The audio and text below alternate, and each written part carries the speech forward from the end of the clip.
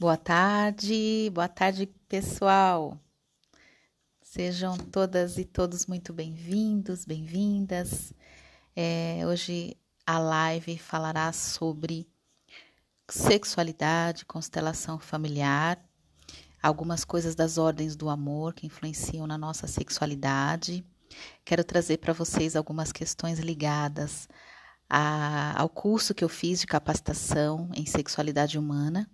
Alguns recursos, né, como um exercício também, que eu acho que vai ajudar bastante a gente conectar com essa visão de sexualidade. Boa tarde, querido Marcelo, seja bem-vindo.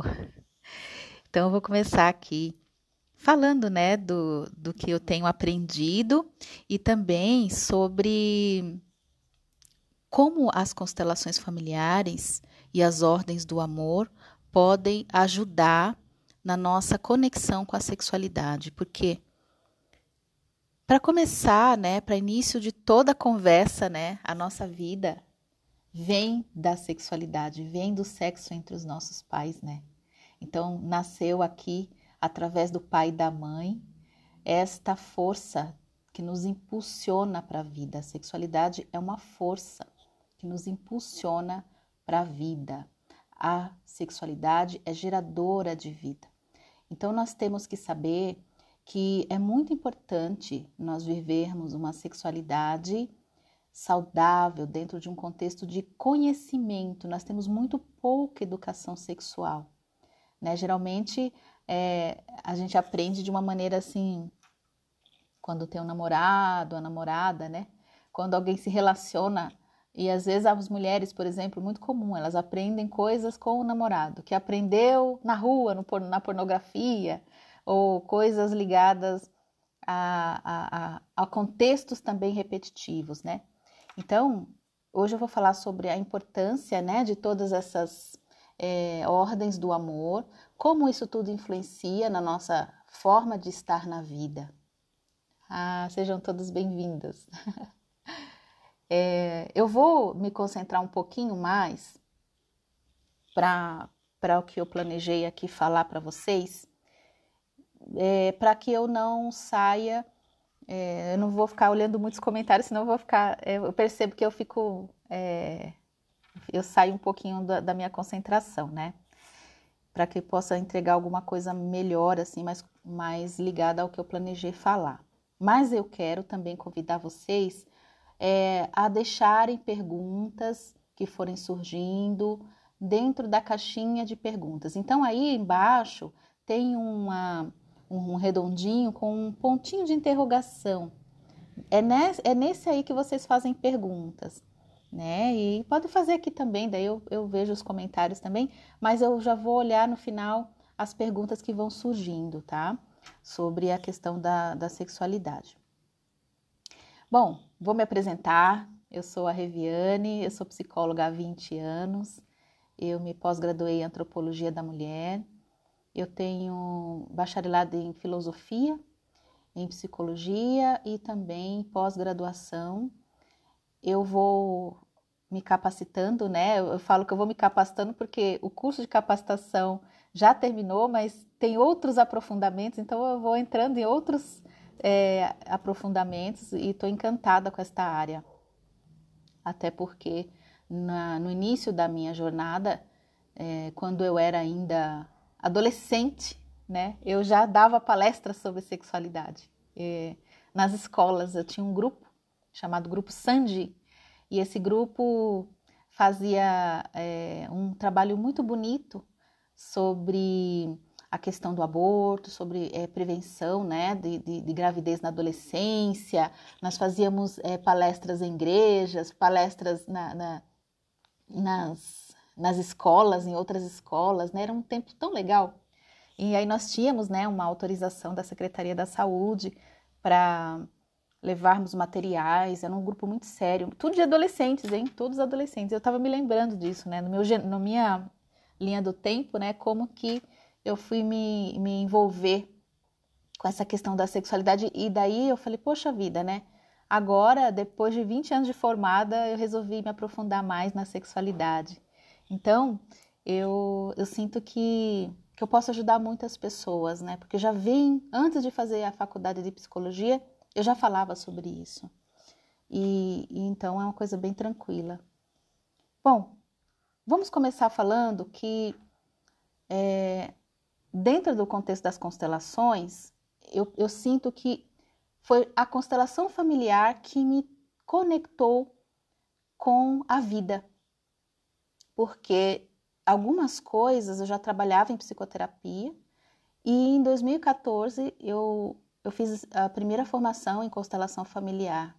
Só que só foi em 2017 que eu realmente me assumi consteladora.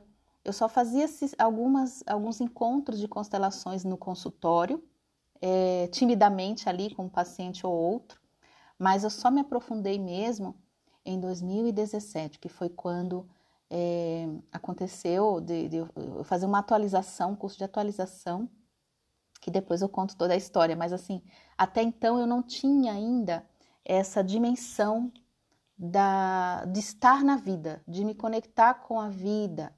E isso tem a ver com a sexualidade. Então, para começar, a Organização Mundial da Saúde, né, ela fala que a sexualidade é um dos 4 pilares para a qualidade de vida. Um dos pilares, né, ali ela coloca como sendo o trabalho, o lazer, a família e a sexualidade. Olha só. Então, esses 4 pilares contribuem para uma boa qualidade de vida, segundo a Organização Mundial da Saúde.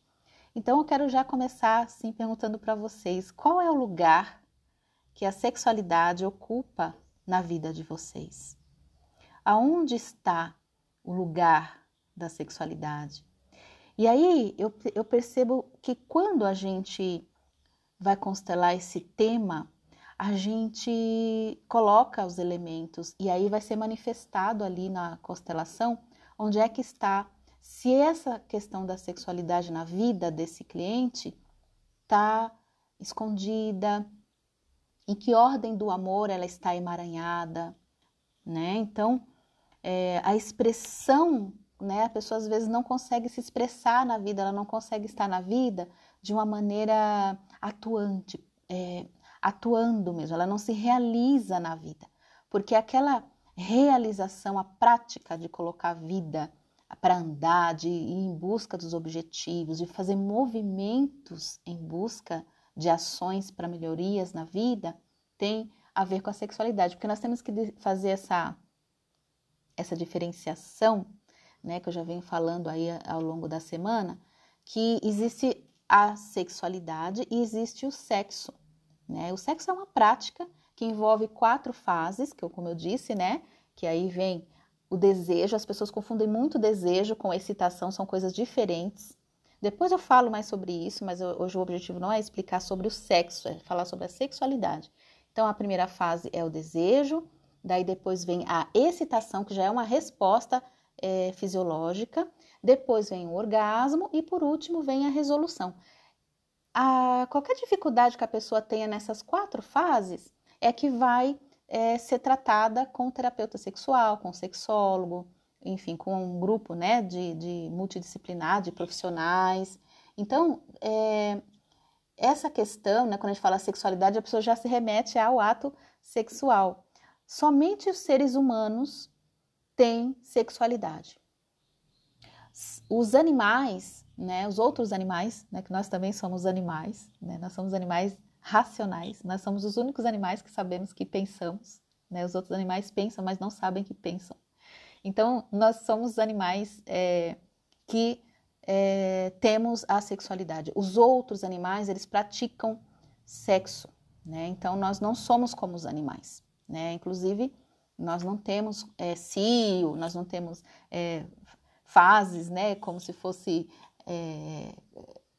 fisiológicas, né, só para procriar, não é só isso, né, envolve muito mais a sexualidade, né, humana. Então, tem a ver com o que eu venho falando aí, estar na vida e em busca do que você quer. E como é que a gente faz para a gente conseguir, né, estar na vida e em busca de realizar os nossos objetivos, né? É quando a gente tomou o nosso pai, a figura paterna, tanto o homem quanto a mulher, não importa qual gênero. Tanto o homem quanto a mulher vai precisar tomar o pai, né?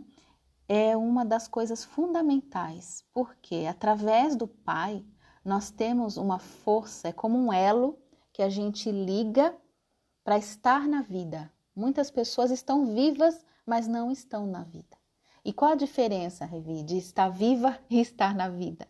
Tem a ver com capacidade de desenvolver uma boa realização no trabalho, bons relacionamentos, criar vínculo, criar afetividade, construir conexão, gente, intimidade. Isso tudo tem a ver com sexualidade. Muitas pessoas não constroem intimidade.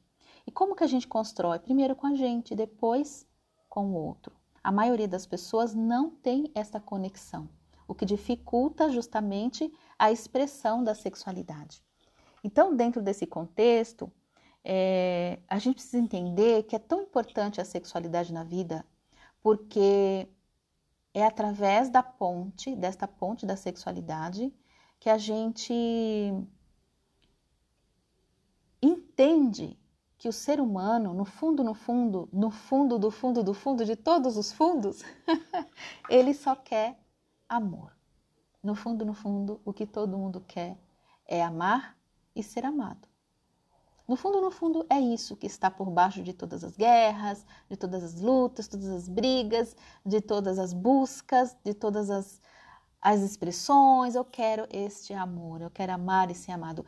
Só que correr o risco de amar é também correr o risco de ser rejeitado, de ser rejeitada, de ser abandonada, nós não temos garantias de que aquele objeto amado vai nos amar de volta. E a única coisa que nos resta é arriscar, sem garantias. Agora, Revi, como assim? Uma das coisas, um dos fatores que ajudam é quando a gente se conhece um pouco, quando a gente sabe um pouco sobre nós, quando a gente desenvolve essa sexualidade, esse autodesenvolvimento, a gente tem mais capacidade de fazer boas escolhas. E aí a gente consegue ter melhores resultados. Fora isso, a gente só vai escolhendo às cegas, sem se dar conta que fomos nós mesmos, que escolhemos, que não sabemos escolher. Por quê? Como é que estão pautadas essas escolhas, né? Como é que elas estão pautadas? Dentro do contexto da tua história biológica e dentro do contexto da tua história transgeracional. Então, tudo aquilo que aconteceu no teu campo familiar vai influenciar nessas escolhas, nas suas escolhas que são inconscientes. Quando você escolhe uma amiga, quando você escolhe um amor, quando você escolhe um trabalho, quando você escolhe tal atividade, gosta de tal coisa, tal ritmo, tal jeito de viver, isso são coisas pautadas em aspectos muito inconscientes. Então, é por isso que nós, precisamos ter uma consciência mais ampla do que é a sexualidade, né? Então, nós fizemos aí um curso que depois nós fomos para uma imersão, aonde nesse lugar de imersão nós tivemos experiências de muito prazer, prazer gastronômico, prazer cultural, prazer de conhecimento, sabe? Muitas coisas que têm a ver com conhecer pessoas de vários... Nossa, tinha psicólogos do Brasil inteiro. E isso tudo tem a ver com estar no mundo, com realizar-se. Quando você sai do reino materno, que é aquele reino da proteção, que é aquele reino que nos traz, assim...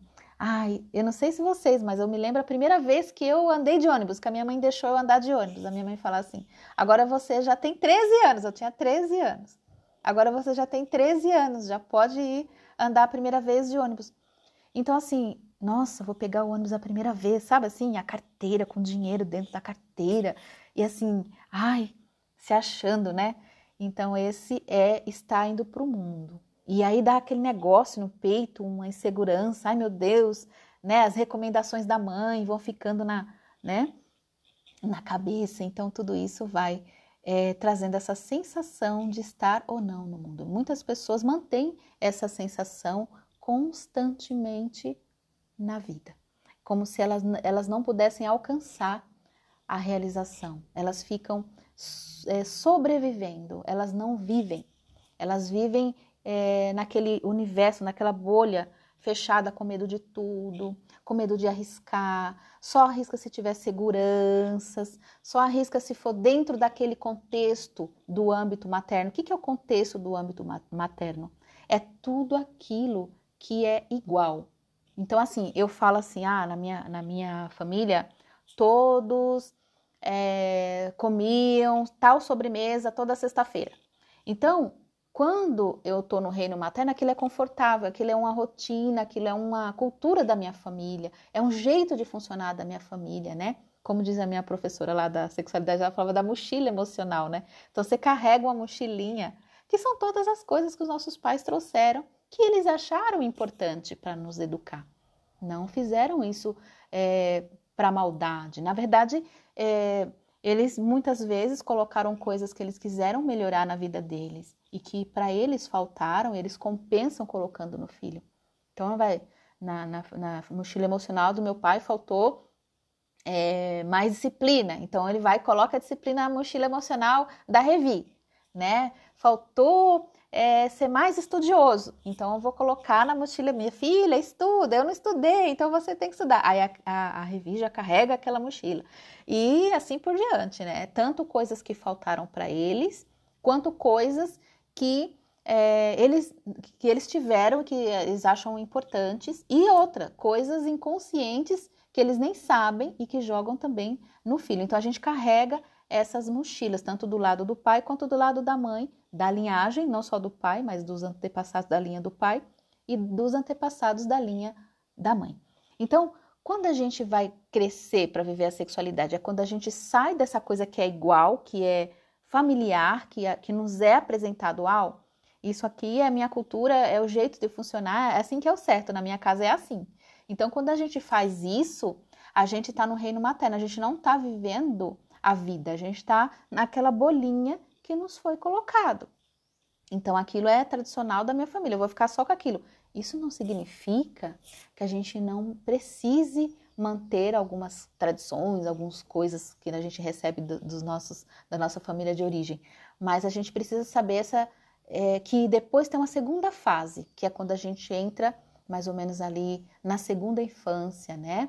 Ali aproximadamente até dos 10 aos 12, né? 15, a gente começa a sair debaixo da saia da mãe, do mundo doméstico, e a gente começa a ver que tem outras coisas. A gente vê que tem outros professores, a gente começa a se apaixonar, a gente começa a ter amigos diferentes, que não são só os irmãos, ou que não são só os primos, e que a gente também vincula com outras autoridades que não são só os nossos pais. A gente começa também a ver coisas diferentes, culturas diferentes, modo de se expressar diferente. Então, quando a gente toma o pai, a gente toma o reino paterno, e o reino paterno vai nos dar esse norte para a gente ter essa ousadia, né, para a gente ser assim valente de seguir adiante para ver coisas diferentes. E aí a gente começa a perceber que a gente tem o ideal, né, no desenvolvimento mais saudável, que seria ali 50% mãe, 50% pai. Aí depois a gente entra numa terceira dimensão, que é a mais adulta, que é quando a gente compreende que a gente é 1/3 a mãe, que a gente é 1/3 o pai e que a gente é 1/3 a nossa própria mochilinha, né? Essa é uma coisa importante e fundamental para a gente entender. Então, o papel do reino paterno, ele faz a gente se abrir.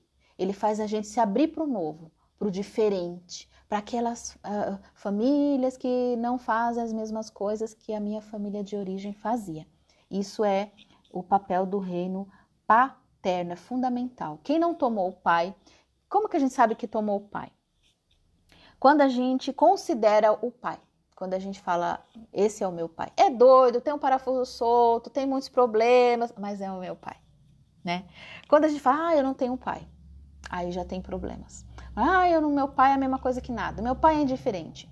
Então, toda vez que a pessoa se expressa assim, isso já tem consequência. Mas, Revi, eu conheço pessoas ricas financeiramente, né? Tão rica que só tem, né, dinheiro, por exemplo. Eu conheço pessoas que são, vivem, né, viajam, conhecem muitas coisas, mas que elas também falam que não têm pai. Como que fica isso? Então, lembrem-se sempre, na constelação familiar, no raciocínio sistêmico, né, no conhecimento sistêmico, a gente não considera o feito, a gente considera o fato. Então, não é o que a pessoa faz, é como ela faz. Então, a gente vê pessoas aí, por exemplo, que viajam e vão para longe, mas elas estão vazias, elas não estão conectadas com a realização. Muitas pessoas são prósperas profissionalmente, mas aquilo não a realiza. A palavra-chave para a gente saber se a gente tomou o nosso pai é realização. E isso faz a gente entender se a gente está em equilíbrio com o nosso pai, né? E aí, e o papel da mãe na sexualidade não tem importância? Tem importância, porque é no reino materno que a gente vai buscar o significado do nosso projeto de vida. Então, aquela pessoa que... Deixa eu chegar mais a cadeira para cá. Aquela pessoa que tem dificuldades com a mãe, com o reino materno, ela vai sentir dificuldades para olhar para a vida e se sentir um significado profundo, uma inspiração, sentir que aquilo a preenche, que aquilo a inspira, sabe? Mesmo assim, não vamos romantizar a profissão por isso, estou falando da profissão. Ou até mesmo da escolha do cônjuge, né? Que também é 100% inconsciente, né? Então, todos esses vínculos dizem respeito a essa sexualidade, né? A capacidade de criar vínculos, a capacidade de intimidade, de criar conexão, de amar e ser amado, de arriscar, de querer amor e de querer amar também. Então, todos nós queremos esse amor, né? Essa experiência humana é desejada por todos, todos. Não há nenhum que não seja, né? E, bom, vamos lá, continuando aqui as questões do que interfere também na nossa sexualidade. Além dessa questão sistêmica, vamos falar da questão psicológica agora, né? Depois eu volto um pouquinho na questão sistêmica, mas eu quero antes falar dessa questão psicológica, porque muitas vezes um indivíduo, ele passa por traumas, né? Traumas pessoais, né? Então, por exemplo, abusos sexuais na infância, abusos emocionais, né? Dificuldades, coisas que ele aprendeu, né? Dentro do contexto cultural, religioso, coisas que acabam levando a pessoa a carregar lixos emocionais que bloqueiam a livre expressão da sua sexualidade. Isso faz com que a pessoa aprenda, né? Então, guarde uma coisa que eu vou falar aqui para vocês. Qualquer problema que você esteja enfrentando, considere 3 aspectos, né? Pode ser por uma questão natural, né? Isso pode ser ninguém gosta de ter problema, então eu vou ter um desconforto e esse desconforto é natural, ok? Um segundo movimento é quando esse desconforto, esse problema, ele está permeado por uma questão patológica, né? Então, a pessoa vai enfrentar o problema de uma maneira patológica, né? E tem ainda um terceiro movimento, que é quando a pessoa lida com os problemas de uma maneira aprendida. Então, assim, ou ela lida de uma forma patológica, ou uma forma aprendida, ou então de uma maneira que é natural, né? Então, como assim? Problema todo mundo tem, né? Então, eu tô lidando com desconforto, é natural? Ok, então é natural, ok. Existem formas de lidar com a mesma coisa de uma maneira aprendida, que não seria a sua forma individual, né, adulta de lidar com o problema, e sim uma maneira que você aprendeu. E como a gente aprende? Através dessas crenças, da religião, da cultura, do campo mórfico dessa família. Então, tudo aquilo que você traz, o que é certo, o que é errado, tanto consciente quanto inconscientes, né? E aí agora eu quero abrir novamente, voltar à questão da constelação, que é quando tem um emaranhamento, né? O que é o emaranhamento, né? Quem já me acompanha já sabe aí o que é o emaranhamento. É quando existe uma dificuldade em qualquer uma das 3 ordens do amor, que é o pertencimento, a justa troca e a hierarquia. Então, tudo tem uma força, um lugar e uma função na família, como se fosse uma plataforma. Então, o movimento de um vai influenciar no outro. E aí eu quero perguntar para vocês aí a segunda questão, né? Então, a primeira pergunta que eu fiz para você, qual é o lugar da sexualidade na tua vida? Né? Segundo, aí a gente vai problematizar, né? A pessoa que dá muita ênfase só para isso e a pessoa que não dá nada de ênfase para isso, né? Então, como que é, né? Tem pessoas que só vivem no êxtase. Então, a pessoa não saiu do reino da mãe. Ela não vive a realidade, ela realiza de uma maneira difícil mesmo, né? Lidar com isso. Outras pessoas não têm êxtase nenhum, né? Também isso tem um porquê de ser. Então, como você lida? Que lugar você dá para a sexualidade? E a segunda questão é como, ouçam bem, como os homens da sua família olhavam ou olham para as mulheres. E como as mulheres da sua família olham para os homens. Isso vai dizer muita coisa dessa mochilinha que você carrega, né? Essa mochilinha emocional.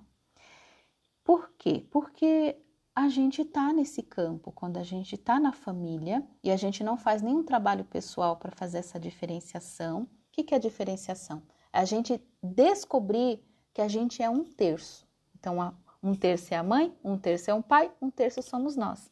Então, quando a gente faz essa diferenciação, nós somos capazes de chegar à conclusão que existem coisas que são só nossas. E quando a gente percebe isso, o que ocorre? A gente vai ter que entender que se você não faz um trabalho pessoal, né? Gente, eu falo hoje em dia que trabalho pessoal é mais ou menos como frequentar o dentista. Que é como você diz assim, poxa, eu tenho que ir ao médico fazer meu check-up anual, né? Isso tem a ver com o reino sistêmico e o reino também psicológico. Aí vem a questão, quando é que a gente sabe que uma pessoa se abriu para a sexualidade? Quando ela sai do reino da mãe e vai para o reino do pai. Mas, Revi, como assim? Agora você me deixou confusa, porque você falou, por exemplo, quem viu lives anteriores falando do reino paterno, né? Que, por exemplo, um filhinho de mamãe, ele é um cara que geralmente tem um complexo, a síndrome, né, do Dom Juan, né? Que sai com todas, que não só quer...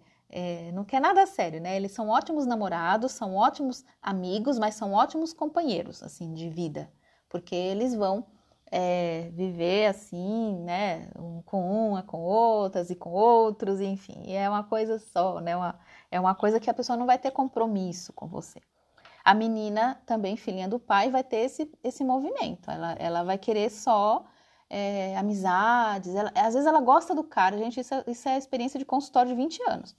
A mulher às vezes tá gostando do rapaz, ela gosta do cara, mas ela vai sair com ele, e aí o que acontece? O cara tá falando de outra, e ela tá lá tomando a cerveja com ele, ouvindo ele falar da outra, que ele gosta, né? E ela apoia, ela super entende, sabe? Com o coração, ela não conecta com a emoção.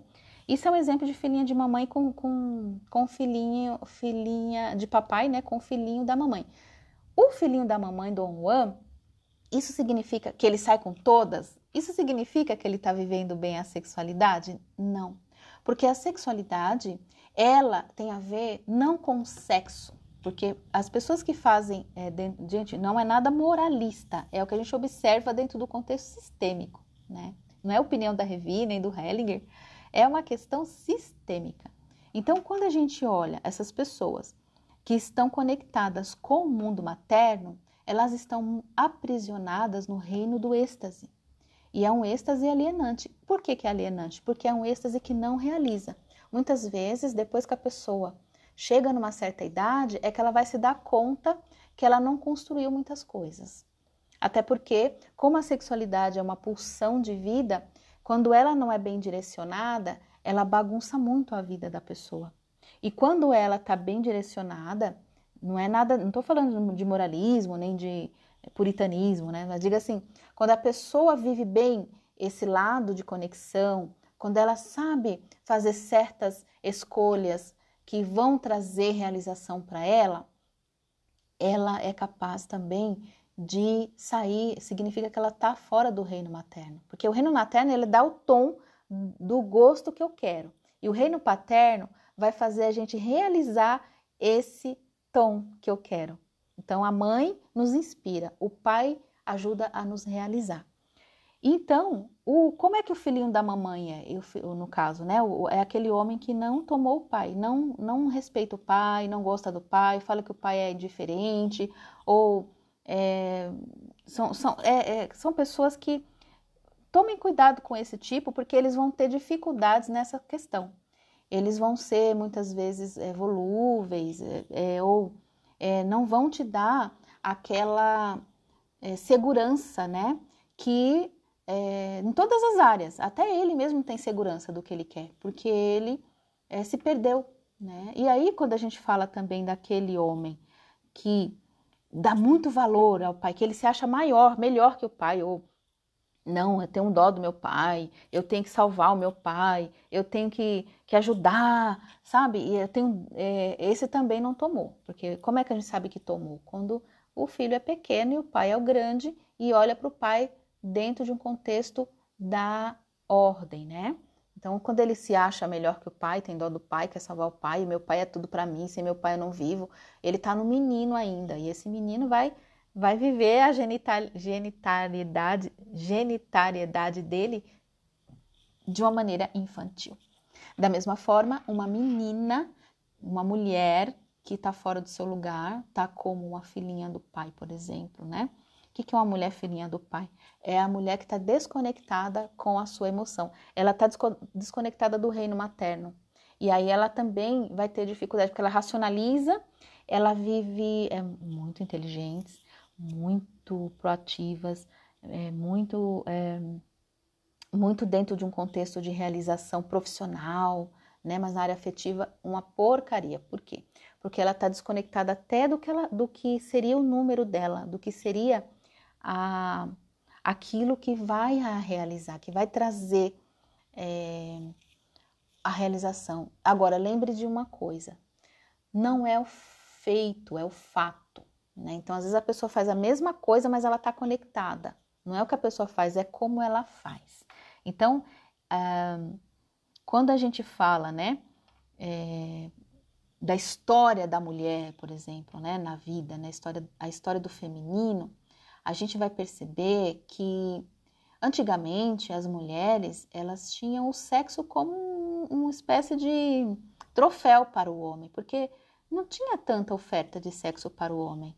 Então, se a mulher naquela época ofertasse só o sexo, aquilo nossa, essa mulher, né? Hoje em dia ainda existem resquícios disso ainda em muitas mulheres, de que, eu estava vendo uma live, a mulher falando assim, ele me usou, ele só queria sexo comigo. Eu falei, mas você também não usufruiu? Mas você é coitadinha? Você ai meu Deus, né? Coitada de mim. Sabe, como se fosse aquela mulher do século XIX ainda, né? Que são coisas totalmente fora da realidade.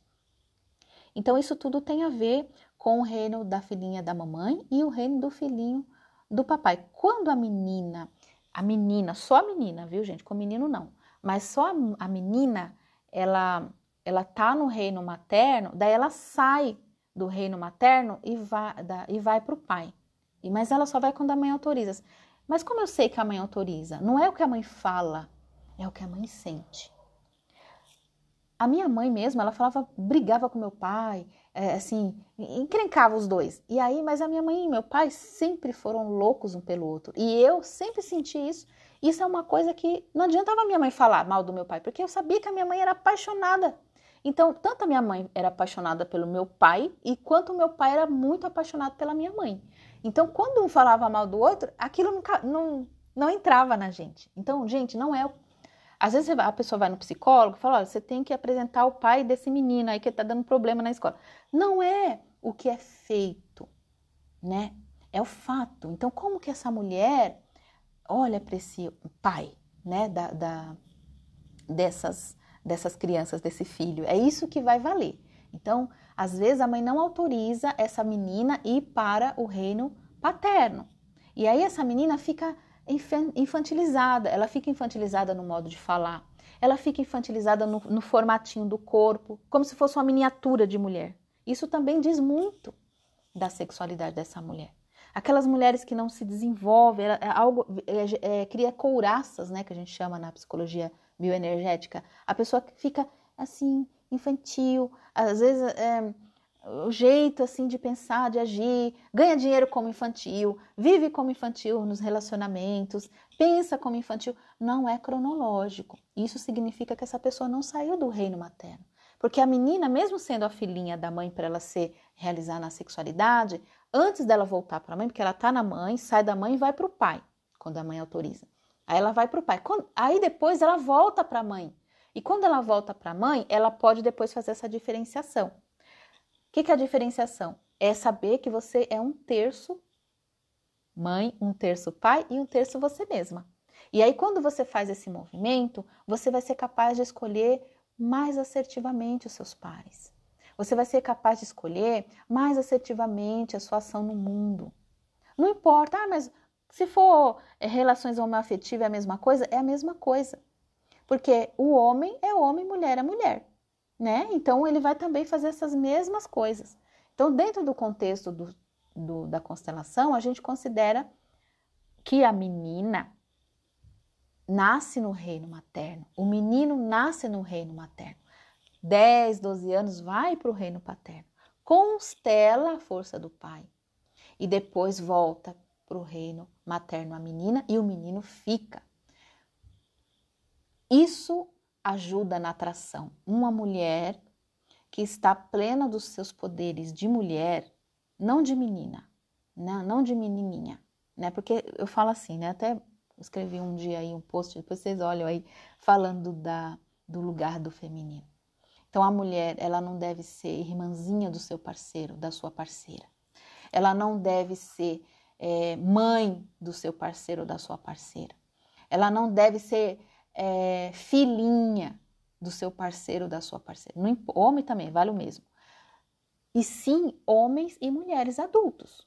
Só que para a gente constelar essa força do adulto, a gente precisa ter certo que a gente passou nesse 1/3. Então, eu não fico mais identificado com os óculos da minha mãe. Essas mulheres do meu sistema, elas sentiam prazer?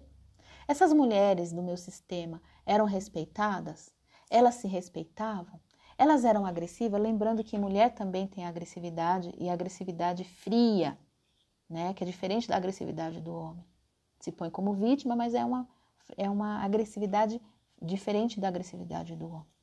Então, assim, muitas vezes são padrões que se repetem ao longo de gerações, porque isso está inconsciente, esse nível sistêmico. O que faz uma mulher ficar no reino materno? Quando ela não vai para o reino do pai, e muitas vezes ela só ouve a versão da mãe, e não ouve a versão do pai, para que ela possa tomar o pai e possa tomar a mãe. E por que às vezes o menino também não vai para o reino do pai? Muitas vezes porque a mãe põe na cabecinha dele as conversas dela, que ela mistura a conversa casal com a questão dos filhos, que os filhos não têm nada a ver com a vida conjugal dos pais. E quando o filho se mete na vida conjugal dos pais, julgando, isso é certo, isso é errado, meu pai fez certo, meu pai deveria fazer isso, minha mãe deveria fazer aquilo, meus avós e não sei quem mais. Quando a gente fica nesse deveria, a gente está no reino da idealização, a gente provavelmente está no reino materno, aprisionado na bolha materna, e essa prisão vai nos desconectar com a vida. E quando a gente aceita a vida como ela é, nós também somos capazes de ir para o reino paterno de uma maneira a se realizar na vida, a praticar. E por último, não é ficar no reino paterno, é aprender a construir sua própria mochilinha, conhecer fazer essa diferenciação, Porque quando a gente não passa por essas etapas, a gente não consegue nos diferenciar da família de origem. A gente só sabe repetir padrões. Outra coisa também que as pessoas repetem padrões é quando elas estão, elas vivenciam uma situação na família de origem e aí elas falam assim, agora eu vou fazer diferente. Eu vou fazer o oposto disso que eu vivi na minha família de origem. E aí o que ela faz? Aquele oposto que ela busca fazer diferente é a mesma moeda. É só a outra face da mesma moeda. Por quê? Porque está inconsciente. A escolha conjugal, ela é inconsciente. E tudo aquilo que a gente viveu na família de origem, a gente vai repetir nas nossas escolhas para tentar compensar aquilo que não foi vivido na família de origem. Pais que colocam filhos no meio da cama, pais que colocam os filhos misturados com seus problemas relacionais, pais que vêm com aquela conversinha que não se separam por causa dos filhos, pais que vêm com aquela conversinha que os filhos é tudo para eles, que eles têm que primeiro se realizar os filhos, depois eles se realizarem. Ah, depois que eu tive filho, eu nunca mais me realizei. Ah, e o filho em primeiro lugar, coloca o filho como se fosse um rei na história do casal. Para essa criança, isso é muito pesado. E sendo muito pesado, essa criança não se sente autorizada a ir para a vida, a ir para frente, porque ela fica fiel. Toda criança sente culpa por causa disso, é pesado. E toda criança também carrega fidelidades ocultas por amor cego a esses pais. Então, elas vão repetir por amor. Então, se essa mãe não viveu, né, muitas mulheres falam, né, que vêm no consultório, eu não tenho parceiro, eu não consigo ter parceiros. Ou só arrumo parceiros filhinhos de mamãe, que eu ensino as minhas pacientes a identificar. Eu ensino as minhas pacientes a entenderem, por exemplo, como seria um homem que seria bom, né, que traria mesmo essa, para elas tomarem cuidado com algumas perguntas que elas fazem, como que não é, para elas poderem ter escolhas mais assertivas. Então, para você crescer em qualquer área da vida, você precisa se relacionar. E a capacidade de se abrir para se relacionar vem do reino paterno. E a capacidade de sentir o significado naquilo que você escolheu vem do reino materno. E isso tem a ver com sexualidade. Muitas vezes as pessoas não sabem replantar os seus jardins, em todas as áreas da vida.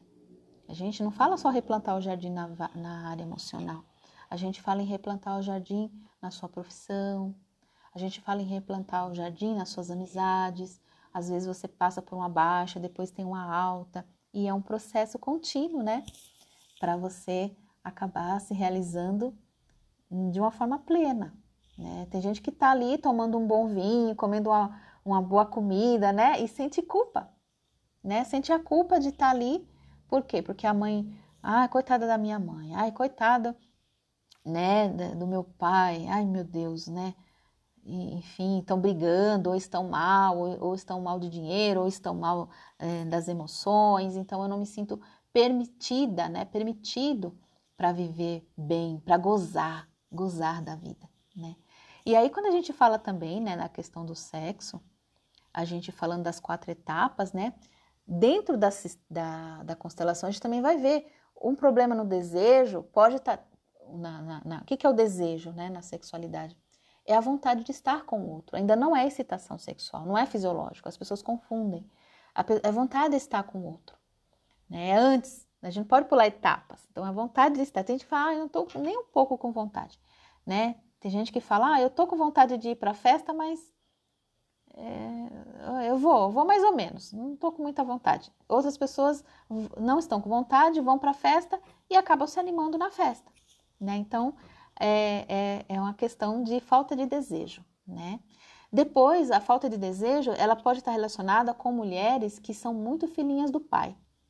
Elas não despertam essa energia feminina e isso faz com que ela se afaste do contexto da sexualidade dela. Ela vive tudo de uma forma muito racional. essa mulher não é atraente para um homem filhinho do pai, porque ela está com a mesma energia dele.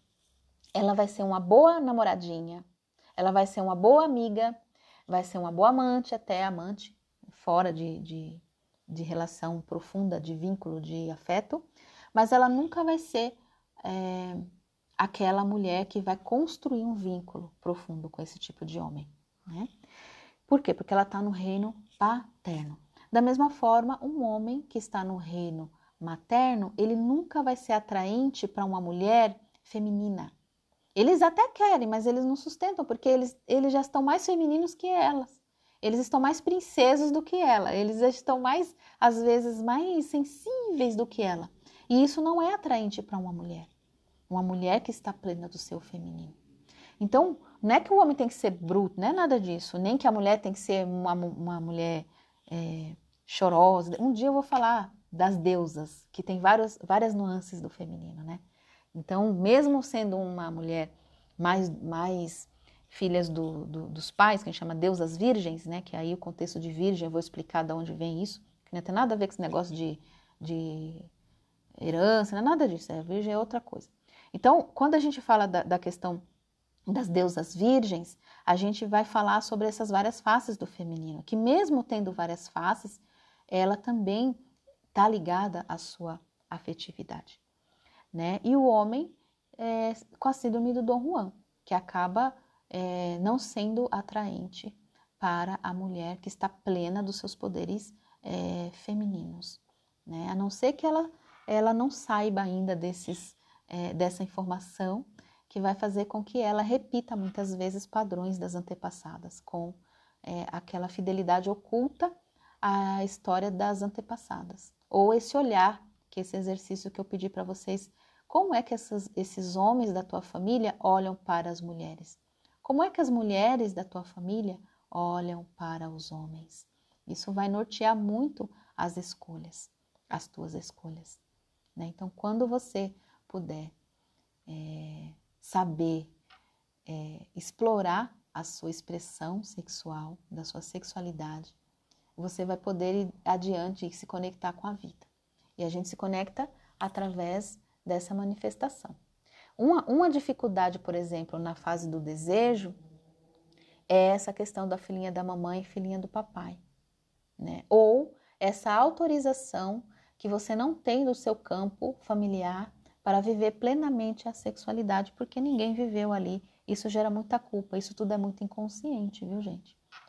Então, se abrir de correr o risco, só corre o risco, gente, só corre risco na vida quem foi para o reino paterno. Quem não foi para o reino paterno fica embaixo da saia da mamãe, fica com medo do mundo, fica achando que tem que ter garantias, alguém tem que garantir para ela, tem que abrir o caminho para ela. Então isso faz a pessoa ficar paralisada na vida, às vezes até idealiza coisas, tem projetos maravilhosos, mas ela não se realiza porque aquilo não tem força. Como é que a gente ganha força? Quando a gente entra nessa dimensão de respeitar a ordem, né? A ordem do amor, né? Na nossa família.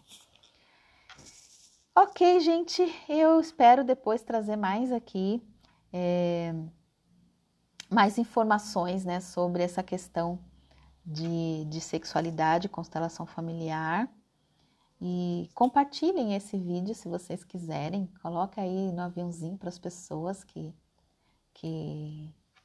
sentem, né? Que vocês sentem que pode ajudar nessa questão, né? De informativa mesmo, porque a gente às vezes faz escolhas que não nos favorece por falta de informação, né? Muitas vezes as mulheres aprendem sexualidade com o parceiro, geralmente, que aprendeu no pornô. Não estou falando contra o pornô, gente. O pornô, ele presta um serviço. Ele é a primeira, né? É a entrada, assim, né? Às vezes eu digo assim, a pessoa vai lá, mas só que fica só naquilo, aquele repertório pobre, né? E aí fica ruim, né? Então, deixa eu agradecer aqui a presença das minhas queridas. Olha só, Marcelo, muito obrigada.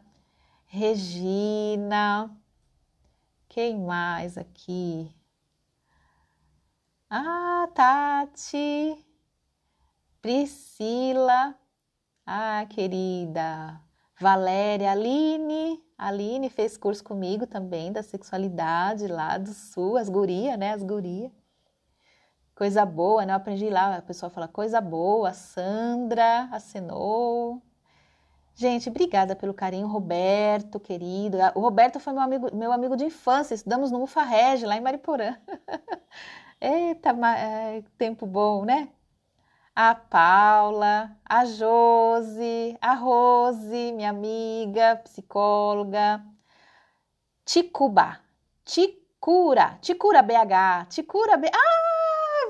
gente, a Vanessa que fez pós em Antropologia da Mulher, que delícia, estava aqui. A Danda, linda, querida, a Noemi, querida também, fez curso de sexualidade comigo. Oi, lindona, Valéria. Ai, gente, obrigada, Cíntia, Lígia. Obrigada, gente, boa tarde. Muito obrigada, Redamon de Maragogi, a Débora Maragogi, a Cris, a Tati, gente, obrigada, viu, gente, pelo carinho, obrigada pelo o branco e Noie. Miriam. A Miriam Noie, querida. Ai, gente, muito obrigada, viu? Obrigada pelo carinho. Márcio, que bacana.